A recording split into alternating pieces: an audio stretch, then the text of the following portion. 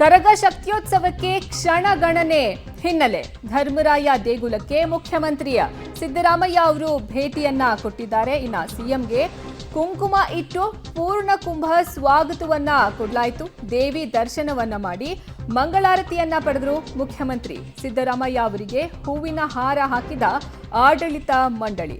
ಕರಗ ಉತ್ಸವದ ಸಿದ್ಧತೆಯನ್ನ ಪರಿಶೀಲನೆ ಮಾಡಿದ್ದಾರೆ ಮುಖ್ಯಮಂತ್ರಿ ಸಿದ್ದರಾಮಯ್ಯ ಅವರು.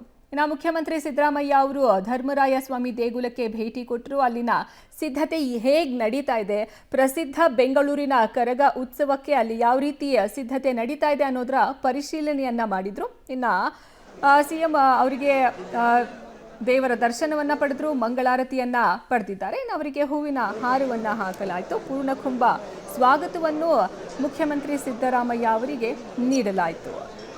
ಬೆಂಗಳೂರಿನ ತಿಗಳರಪೇಟೆಯಲ್ಲಿರುವಂತಹ ಧರ್ಮರಾಯ ಸ್ವಾಮಿ ದೇಗುಲಕ್ಕೆ ಇಂದು ಸಿಎಂ ಸಿದ್ದರಾಮಯ್ಯ ಅವರು ಸಹ ಭೇಟಿಯನ್ನು ಕೊಟ್ಟು ದೇವರ ದರ್ಶನವನ್ನ ಪಡ್ಕೊಂಡಿದ್ದಾರೆ.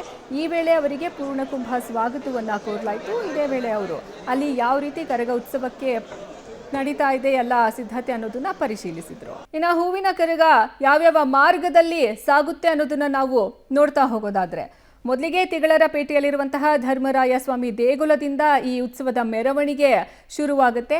ಅಲ್ಲಿಂದ ಆಂಜನೇಯ ಸ್ವಾಮಿ ದೇಗುಲಕ್ಕೆ ಇದು ತಲುಪುತ್ತೆ. ನಂತರ ಧರ್ಮರಾಯ ದೇಗುಲದಿಂದ ಮಧ್ಯರಾತ್ರಿ ಹೊರಡುತ್ತೆ ಈ ಕರಗದ ಉತ್ಸವ. ಹಲಸೂರು ಪೇಟೆಯ ಆಂಜನೇಯ ಸ್ವಾಮಿ ದೇಗುಲಕ್ಕೆ ಹೋಗುತ್ತೆ, ಅಲ್ಲಿ ಪೂಜೆ ನಡೆಯುತ್ತೆ. ಅಲ್ಲಿಂದ ಶ್ರೀರಾಮ ದೇವಾಲಯದಲ್ಲಿ ಪೂಜೆಯನ್ನ ಸ್ವೀಕರಿಸಲಾಗುತ್ತೆ. ಇನ್ನು ನಗರ್ತಪೇಟೆ, ಸಿದ್ದಣ್ಣ ಗಲ್ಲಿ ಹಾಗೂ ಕಬ್ಬನ್ಪೇಟೆ ಇಲ್ಲೂ ಸಹ ಕರಗ ಸಾಗತ್ತೆ. ಸಿದ್ದಣ್ಣ ಗಲ್ಲಿಗೆ ಹೋಗುತ್ತೆ, ಅಲ್ಲಿಂದ ಕಬ್ಬನ್ಪೇಟೆ ಕಡೆಗೆ ಕರಗ ಮೆರವಣಿಗೆ ಸಾಗುತ್ತೆ. ಇದಾದ ನಂತರ ಗಾಣಿಗರ ಪೇಟೆ ಹಾಗೂ ದೊಡ್ಡಪೇಟೆಯಿಂದ ಕೆಆರ್ ಮಾರುಕಟ್ಟೆ ಈ ಮಾರ್ಗವಾಗಿ ಹೂವಿನ ಕರಗ ಸಾಗೋದು. ಈ ಮಾರ್ಗಗಳಲ್ಲಿನ ಎಲ್ಲ ದೇವಾಲಯಗಳಲ್ಲಿ ಪೂಜೆಯನ್ನ ಸ್ವೀಕರಿಸಿ ನಂತರ ಮುಂದೆ ಸಾಗುತ್ತೆ. ಇನ್ನು ಮಸ್ತಾನ್ ಸಾಹೇಬರ ದರ್ಗಾಗೂ ಸಹ ಭೇಟಿಯನ್ನ ನೀಡ್ತಾರೆ. ಇನ್ನು ಈ ಬಗ್ಗೆ ಹೆಚ್ಚಿನ ಮಾಹಿತಿ ನೀಡ್ತಾರೆ ನಮ್ಮ ಪ್ರತಿನಿಧಿ ಪ್ರಕಾಶ್ ಲೈವ್ನಲ್ಲಿ ಜಾಯ್ನ್ ಆಗ್ತಿದ್ದಾರೆ. ಪ್ರಕಾಶ್, ಈಗ ನಾವು ರೂಟ್ ಮ್ಯಾಪ್ ಅನ್ನ ಹೇಳ್ತಾ ಇದ್ವಿ ಎಲ್ಲೆಲ್ಲಿ ಹೋಗುತ್ತೆ ಅಂತ. ಮೇನ್ ಯಾವ್ಯಾವ ಏರಿಯಾಗಳಿಗೆ ಈ ಹೂವಿನ ಕರಗ ಮೆರವಣಿಗೆ ಸಾಗುತ್ತೆ, ಡೀಟೇಲ್ಸ್ ನೀವು ಕೊಡ್ತಾ ಹೋಗೋದಾದ್ರೆ? ಪ್ರತಿ ಬಾರಿಯೂ ಕೂಡ ಧಾರ್ಮಿಕವಾಗಿ ಯಾವ್ದೆಲ್ಲ ರಾಜ ಬೀದಿಗಳಲ್ಲಿ ಸಂಚಾರ ಆಗುತ್ತೆ, ಆಸ್ ಇಟ್ ಈಸ್ ಈ ಬಾರಿ ಕೂಡ ಅದೇ ಮಾರ್ಗಗಳಲ್ಲಿ ಈ ಒಂದು ಹೂವಿನ ಕರಗ ಕೂಡ ಸಾಗುತ್ತೆ. ಎಲ್ಲಿಯೂ ಕೂಡ ಸಂಚಾರವನ್ನ ಅಂದ್ರೆ ಬದಲಿ ಮಾರ್ಗದ ವ್ಯವಸ್ಥೆಗಳಂತ ಹೇಳಿ ಮಾಡಲಿಲ್ಲ.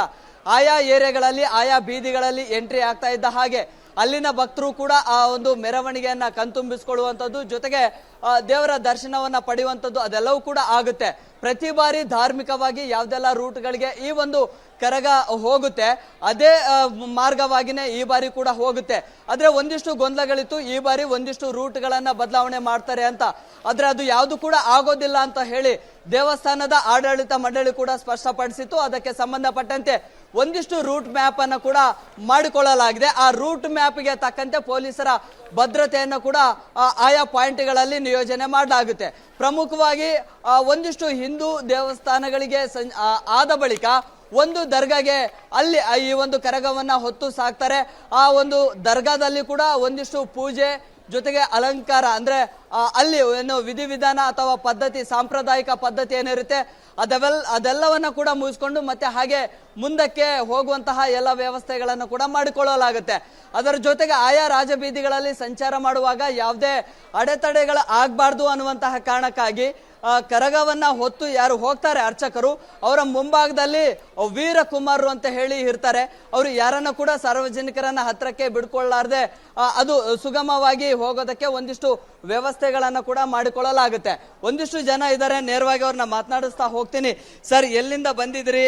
ಇದೇ ಮೊದಲ ಬಾರಿಗೆನಾ? ಇಲ್ಲ ಸರ್, ನಾವು ಹುಟ್ಟು ಬೆಳೆದಿದ್ದು ಇಲ್ಲೇನೆ. ಈಗ ನಾವು ಸುಂಕದಕಟ್ಟೆಯಿಂದ ಬರ್ತಾ ಇದ್ದೀವಿ. ನಾವು ಲಕ್ಷ್ಮೀನಾರಾಯಣ ಅಂತ ಹೇಳಿ. ಇಲ್ಲಿ ಈ ವರ್ಷದ ವಿಶೇಷ ಅಂತ ಹೇಳಿದ್ರೆ ಇಷ್ಟು ಮಳೆ ಹನಿನ ನಾನು ಹುಟ್ಟಿದಾಗಿಂದ ನೋಡ್ತಾ ಇರೋದು. 1980ರಿಂದ ಇಲ್ಲಿ ತನಕ ನೋಡ್ತಾ ಇರೋದು. ಇಷ್ಟು ಮಳೆ ಹನಿ ಬಂದಿರೋದು ಫಸ್ಟ್ ಟೈಮ್. ಹಾಗಾಗಿ ಸ್ವಲ್ಪ ಇದು ಒಂದು ಸ್ವಲ್ಪ ತೊಂದರೆ ಆಗ್ಬೋದೇನೋ, ಬೇರೆಲ್ಲ ಹೇಳ್ತೀರಿ. ಸರ್, ಎಲ್ಲಿಂದ ಬಂದಿದ್ರಿ? ಸರ್, ಎಲ್ಲಿಂದ ಬಂದಿದ್ರಿ? ಬನ್ನಿ ಹೇಳಿ ಸರ್. ಬಹುಶಃ ಈ ಒಂದು ಐತಿಹಾಸಿಕ ಕರಗವನ್ನ ಕಣ್ತುಂಬಿಸ್ಕೊಳ್ಳೋದಕ್ಕೆ ಅಮ್ಮ ನೀವು ಎಲ್ಲಿಂದ ಬಂದಿದ್ರಿ? ಇಲ್ಲಿ ಬನ್ನಿ ಅಮ್ಮ. ನಾವು ದೊಡ್ಡಬಳ್ಳಾಪುರದಿಂದ ಬಂದಿದ್ದೀವಿ.